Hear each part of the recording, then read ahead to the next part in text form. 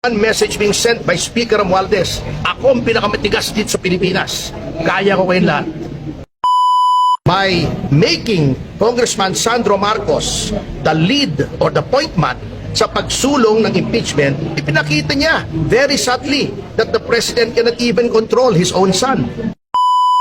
General Appropriations Fund para matakpan ang kanilang malaking kasalanan dito sa sambayan ng Pilipino. Para sa halip na ito pag-usapan, ang pag-usapan siyempre yung impeachment sa inaakala nilang malaking storya.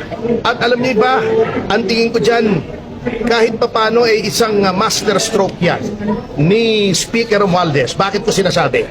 Bukod sa ito ay pantakip dito sa malaking news ng insertions na ngayon ay nasa kataas-taasang hukuman at pati na dito sa piskalya sa Lunes, isang purpose yan. Number 2, pinapakita dyan ni Speaker Romualdez na the President is not in control. He is the one in control. Bakit?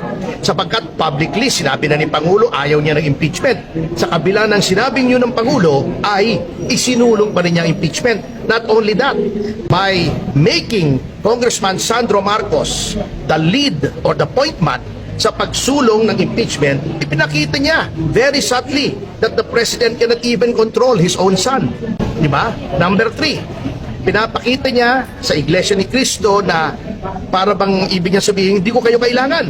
Kahit mag-rally kayo laban sa impeachment, yung kahit nakakuha kayo ng 2 milyon nationwide na mag-rally against impeachment, hindi namin pakikinggan yan, hindi namin kayo kailangan sapagkat yung 241 billion namin ay mas maraming mabibiling boto kaysa sa boto ng Iglesia as a block.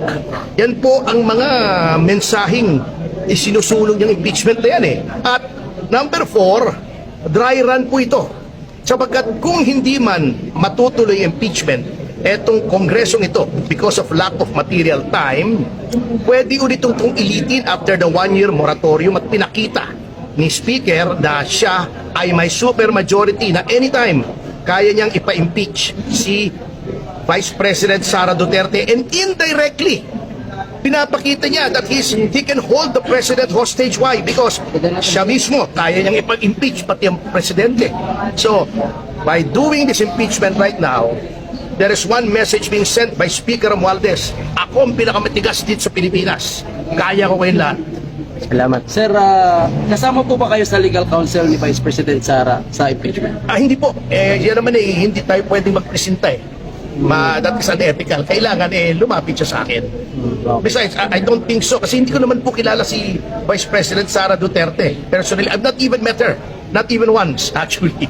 Attorney, ano po masasabi niyo sa mga congressman na pumirma sa impeachment ni Bibi, tapos ang inilarason wala po silang choice kundi pirmahan gawa ng i-hold ang kanilang budget for mawawalan silang budget? That is a matter between them and their own respective consciences. And it's a matter ng kanilang konsyensya. Sir, pwede po bang matanggal si Martin Romualdez? Alam natin yung kaso, mahabang proseso ito. Ipingkis matapos na yung eleksyon, tapos yung by commission na yan, pwede po ba siyang matanggal as congressman? If he's found to have falsified legislative documents, maaring one of the accessory penalties could be disqualification from public office, either temporary or perpetual. So, kasama po yung accessory penalty pag ikaw ay convicted with finality ng isang criminal offense. Pero matagal pa yan malayo pa yan. Ano oras kayo mag-file, sir, sa 10:30. Saan po yan sa DOJ? Dito sa City Prosecutor ng Quezon City. Sapagkat ang House of Representatives ay saklaw ng teritoryo ng lungsod ng Quezon, doon po nangyari ang krimen ayon sa aming pananaliksik. At syempre, in a criminal case, venue is jurisdictional. Kung saan nangyari yung krimen, doon ipa-file yung kaso. Salamat, sir. Salamat. Thank you. May mensahe ka po ba sa mga pumirma na support sa impeachment ni VP Inday? Well, wala akong mensahe, di ba? Bahala sila sa buhay nila. Okay. Salamat. Kanilang mga constituents. Sir, may mensahe ka kay Dan Fernandez. May mensahe ka kay Dan Fernandez. Oo, wala naman.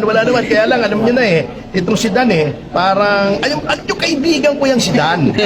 Walang biro, nag-free concert pa nga ako doon sa bagong Coliseum niya sa Laguna noon a few years back. May video pa ako. Kaya lang, actually, nung naging congressman, medyo nagkaroon ng poder, parang iba na ang timpla niya. Thank you.